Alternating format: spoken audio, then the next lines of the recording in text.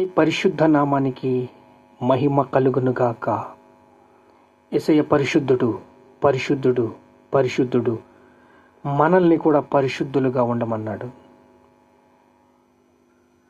యెహోవా మహిమ తేజస్సు మందిరమును నింపెను. మన హృదయాలు దేవుని వాక్యముతో నింపబడాలి. అప్పుడే మనము మన ఉద్దేశాలు సఫలీకృతమవుతాయి.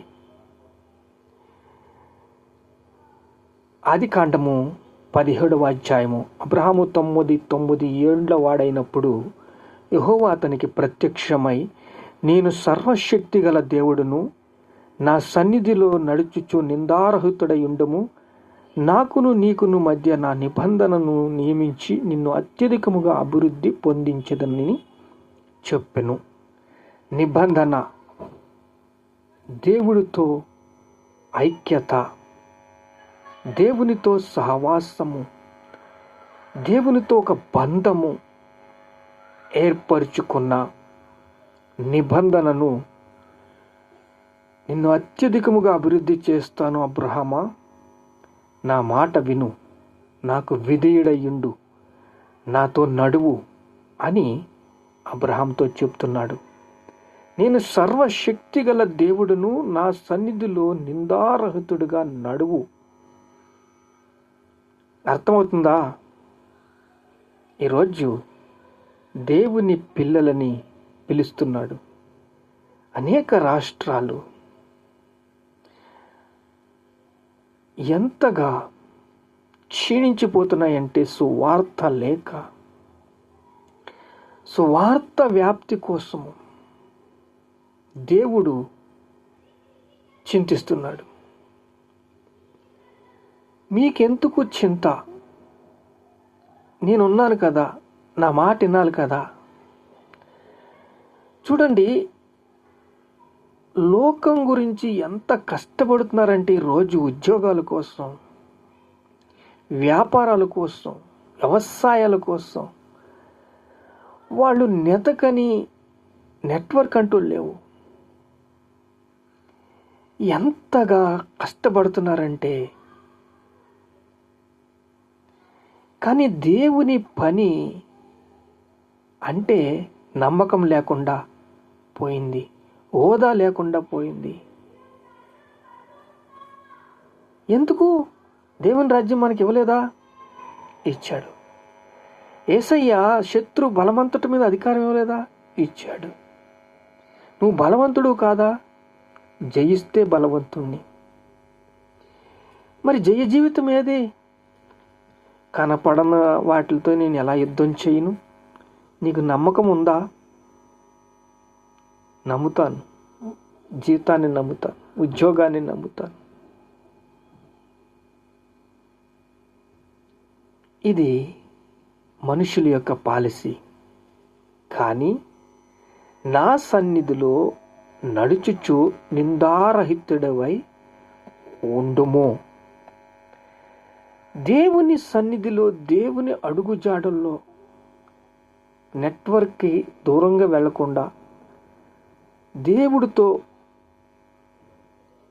అందుబాటులో ఉండే మనుషుల కోసం దేవుడు అంటున్నాడు, నాకును నీకును మధ్య నిబంధనను నియమించి నిన్ను అత్యధికముగా అభివృద్ధి పొందించదనని అతనితో చెప్పెను.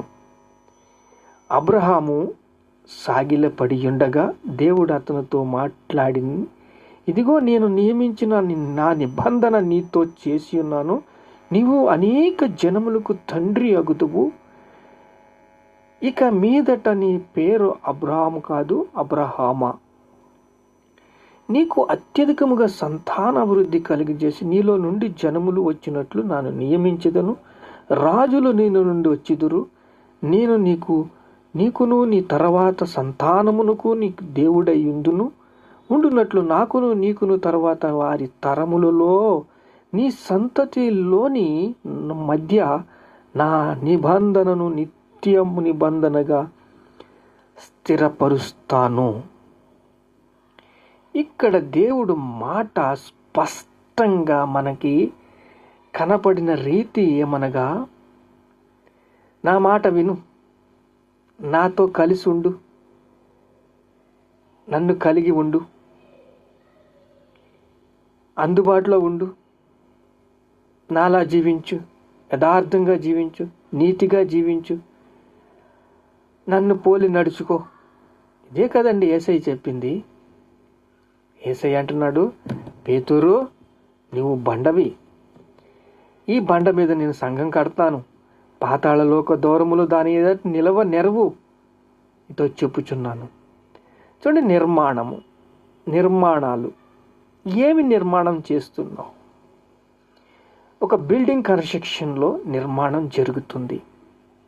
అది యథార్థంగా ఉందా, అక్రమంగా ఉందా, అక్రమ సంపాదన దాంట్లో జొరబడ్డదా, అపవిత్ర జీవితములో మిళితమై వెళ్ళిపోతుందా జీవితము, అపవిత్రతలో పెనవేసుకుని జీవితం వెళ్తుందా? నిర్మాణము ఎలా జరుగుతున్నది? నీతి యొక్క ఉద్దేశాలు ఎలా జరుగుతున్నాయి? నీతి యొక్క తలంపులు ఎలా జరుగుతున్నాయి? నీతి యొక్క స్వభావము ఎలా జరుగుతుంది? నీతి యొక్క సహవాసము ఎలా జరుగుతుంది? ఎందుకు నీతి నీతి నీతి అంటున్నానంటే, ఈ లోకంలో శరీరాశ, నేత్రాశ, జీవపు డంబము, లోకంతో స్నేహము, దేవునితో వైరము. ఎక్కడ నీతిమంతుడు ఒక్కడు లేడో అందరూ దేవుడిచ్చి మహిమను పొందుకోలేకపోతున్నారు. ఇప్పుడు ఈ బండ మీద నేను సంఘం కడుతున్నాను పేతురు, పాతాళలోక ద్వారములు దాని ఎదుట నిలవ నెరవు, నా మాట విను, నేను చెప్పింది చెయ్యి. నేను చెప్పినట్టుగా నువ్వు చేసావంటే నీకు నేను శత్రు బలమంతటి మీద అధికారం ఇస్తాను. దేవుని రాజ్యంలో నువ్వు ఇక్కడ భూమి మీద రాజ్యం కట్టు ముందర, పరలోక సంగతులు ఎందుకు? నీతిగా జీవించు. నీకేమైనా బరువులు ఎత్తుతున్నారేటి, బండలు ఎత్తుతున్నారేటి, నువ్వు బండ పని చేయమంటున్నారేటి? అదైనా చేస్తావు, కానీ నీతిగా జీవించు, నాకు అందుబాటులో ఉండు, నా మాట విను, జయించు. జయించంటే ఏంటి? బాగా బతుకు, బాగా జీవించు. నిర్మాణాలు, ఉద్దేశాలు, తలంపులు, స్వభావాలు, సహవాసాలు. ఎవరితో సహవాసం? ఎవరితో? నీ స్వభావం ఎలా ఉంది? దొంగ స్వభావమా, లేకపోతే దేవునితో, దేవుని స్వరూపంలో స్వభావమా? తలంపుల స్వభావము, తలంపులు ఎలా ఉన్నాయి? ఉద్దేశాలు ఎలా ఉన్నాయి? నిర్మాణాలు అంటే ఆ యొక్క నిర్మాణములో దేవుడు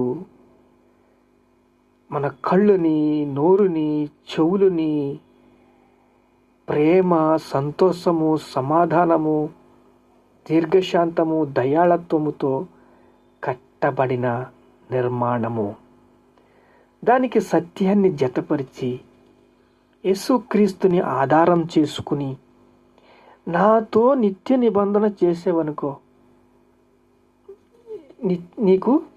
నీకును నీ సంతానమునుకును నీ సంతానమునుకును నేను గ్యారంటీ. అర్థమవుతుందా? నేను నీకు గ్యారంటీ. నీకును నీ తర్వాత సంతానమునుకును దేవుడై ఉండినట్లు నాకును నీకును నీ తర్వాత తరములకును నీ సంతతికి మధ్య నా నిబంధనను నిత్య నిబంధనగా స్థిరపరిచేదను అంటే నీకు అర్థమవుతుంది. దాన్ని మళ్ళీ ఎక్స్ప్లెయిన్ చేయగలదు. ఎందుకంటే సంతానము ఎందుకు అంటున్నానంటే, అబ్రహాము సంతానమే ఆశీర్వదిస్తాడు. శరీర సంబంధులు అబ్రహాము సంతానానికి సంబంధం లేదు.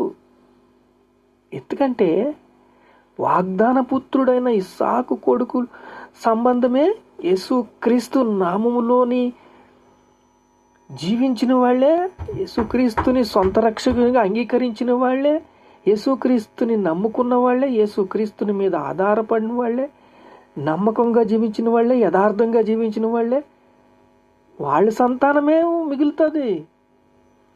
గడ్డి పొదలు, గుచ్చ పొదలు, పుచ్చ పొదలు ఇవన్నీ కాల్చి పడేస్తారు, ఏం మిగలదు. అంటే ఇవన్నీ కూడా చెత్త అంతా తీసేసి దేవుని రాజ్యంలో మిగిలేది, దేవుని రాజ్యంలో నిలబడేది నీతిగా జీవించేవాళ్ళు, మంచిగా జీవించేవాళ్ళు, యథార్థంగా జీవించేవాళ్ళు, నమ్మకంగా జీవించేవాళ్ళు.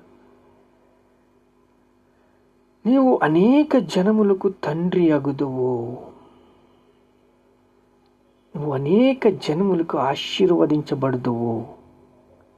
ప్రార్థన చేసుకుందాం. మహాపరిశుద్ధుడు అయిన తండ్రి, నాయన నీకు స్తోత్రాలు స్తోత్రాలు స్తోత్రాలు అయ్యా. నీవు లేచి నీ దేశము నుండి, నీ బంధువుల నుండి, నీ తండ్రి ఇంటి నుండి బయలుదేరి నేను నీకు చూపించుచున్న దేశానికి వెళ్ళుము, నీ గొప్ప జనముగా చేసిదని అబ్రహాంతో మాట ఇచ్చావు. నిబంధన చేస్తున్నాను, నేను సర్వశక్తి గల దేవుడినని మాట ఇచ్చావు. పేతురు, నువ్వు ఈ బండ మీద నేను సంఘం కడుతున్నాను, పాతాళలోక ద్వారములు నిలవనెరవని ప్రభు మాట ఇచ్చావు తండ్రి. అయా నీకు స్తోత్రాలు స్తోత్రాలు స్తోత్రాలు స్తోత్రాలు స్తోత్రాలు. ఘనత మహిమ ప్రభావాలు మీకే చెల్లిస్తున్నావు తండ్రి. ఆమేన్.